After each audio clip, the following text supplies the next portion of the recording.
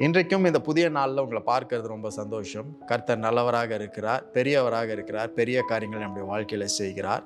எல்லாவற்றிற்கும் தேவனுக்கு நன்றி செலுத்துங்க. எல்லாவற்றையும் நினைத்து ஆண்டவருக்கு ஸ்தோத்திரம் சொல்லுங்க. நம்மளுக்கு எது நடக்கலை அப்படின்னு நினச்சி வருத்தப்பட வேண்டாம். நமக்கு நடந்த காரியங்கள், தேவன் கொடுத்திருக்கிற ஆசீர்வாதங்களை நினச்சி அவருக்கு எப்பவுமே நன்றி சொல்லிக்கொண்டே இருங்க.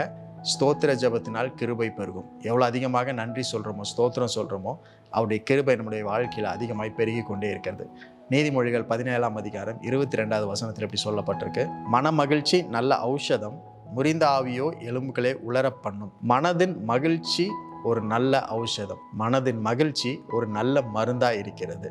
A merry heart doth good like a medicine. ஒரு நல்ல மருந்து நல்ல விஷயங்களை, நல்ல காரியங்களை நம்மளுடைய சரீரத்துக்கு செய்கிறது போல ஒரு மகிழ்ச்சியான மனம் நமக்கு மருந்தாக இருக்கிறது, ஔஷதமாக இருக்கிறது, பலனாக இருக்கிறது. A joyful heart is a good medicine. So இன்றைக்கு ஆண்டவர் நம்மகிட்ட சொல்லுகிற காரியம் இதுதான். நம்ம எப்பவுமே மகிழ்ச்சி என்ற நிலையில் இருக்க வேண்டும். We should always put ourselves in a state of joy.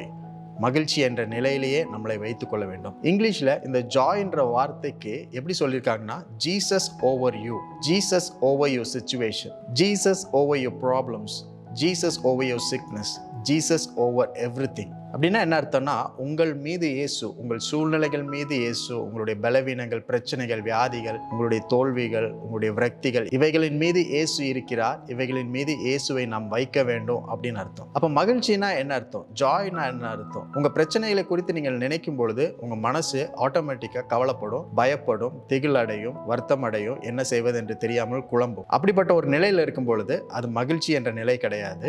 அது உங்களுக்கு ஔஷதமாக, பலனாக செயல்படாது. ஆனால் இயேசுவை உங்கள் வாழ்க்கையை தாண்டி நீங்கள் நினைக்கும் பொழுது அது உங்களுக்கு மகிழ்ச்சி என்ற நிலையை தருகிறது. எல்லாவற்றையும் நம்ம நினைக்கும் பொழுது அதற்கு மேலே இயேசுவை நம்ம வைக்கணும், அதற்கு மேலே இயேசுவின் வார்த்தையை வைக்கணும். என்ன நேர்ந்தாலும் இயேசு நம்மளோடு கூட இருக்கிறார், நம்மை கைவிட மாட்டார்.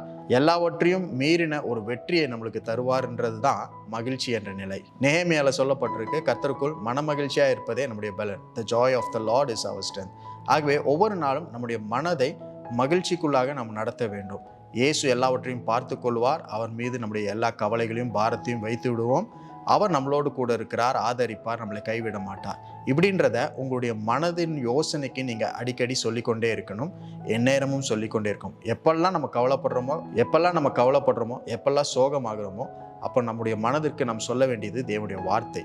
அதுதான் மகிழ்ச்சி என்ற நிலை. இந்த ஜாய்ன்ற வார்த்தைக்கு இன்னொரு விதமாக கூட சொல்லுவாங்க, Jesus first, others next, yourself last. முதலாவது இயேசு, இரண்டாவது மற்றவர்கள், கடைசி இடத்தில் நாம். அப்போ எல்லாவற்றுக்கும் முன்பதாக இயேசுவை முன்னிலைப்படுத்துகிறது தான் மகிழ்ச்சி. எல்லாவற்றுக்கும் மேலாக இயேசுவை நிறுத்துகிறதுக்கு பேர் தான் மகிழ்ச்சி. ஸோ அந்த மகிழ்ச்சி, அந்த மனதின் மகிழ்ச்சி தான் நம்மளுக்கு மருந்தாக, ஔஷதமாக இருக்கிறது. ஸோ உங்களை சுற்றி என்ன நடந்துட்டு இருந்தாலும் அதை பற்றி நீங்கள் கவலைப்பட வேண்டாம். எது நடந்தாலும், எது நடக்காமல் இருந்தாலுமே ஆண்டவர் உங்களோடு கூட இருக்கிறார். அவருடைய பலன் உங்களோடு கூட இருக்கிறது. அவருடைய ஆசீர்வாதம் உங்களை விட்டு விலகாமல் இருக்கிறது. அவருடைய பாதுகாப்பு என்னாலும் உங்களோடு கூட இருக்கிறது. ஆகவே அதை நீங்கள் நினைத்து அந்த நிலையில் உங்களுடைய மனதின் யோசனைகளை வைத்திருக்கும் பொழுது அது உங்களுக்கு மருந்தாக, ஔஷதமாக, பலனாக செயல்படுகிறது. இன்றைக்கும் உங்களுடைய மனதை மகிழ்ச்சி என்ற நிலையில் வைத்துக் கொள்ளுங்கள். எல்லாவற்றுக்கும் மேலாக இயேசுவை நிறுத்துங்கள். அந்த மகிழ்ச்சியே மருந்தாக நம்முடைய வாழ்க்கையில் செயல்படும். Remember, Jesus first, others next, and yourself last. Jesus is over you. God bless you all.